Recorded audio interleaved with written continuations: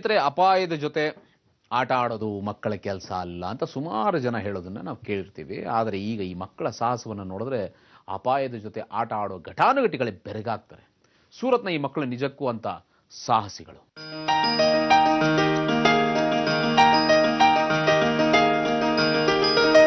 ನೀತ್, ಸೇನಿ, ಜುಬಿನ್, ಅಮಿತ್ ಮತ್ತು ಆನಂದ್ ಈ 5 ಮಕ್ಕಳು.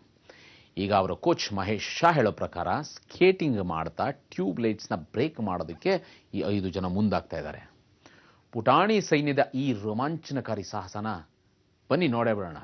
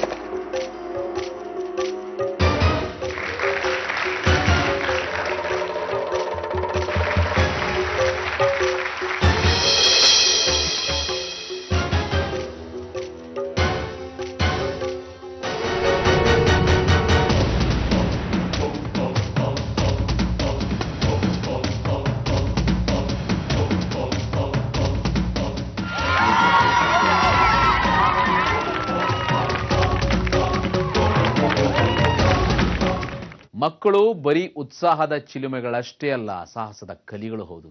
ಶಬಾಷ್ ನೀತ್, ಸೇನಿ, ಜುಬಿನ್, ಅಮಿತ್ ಅಂಡ್ ಆನಂದ್. ಶಬಾಷ್ ಇಂಡಿಯಾ.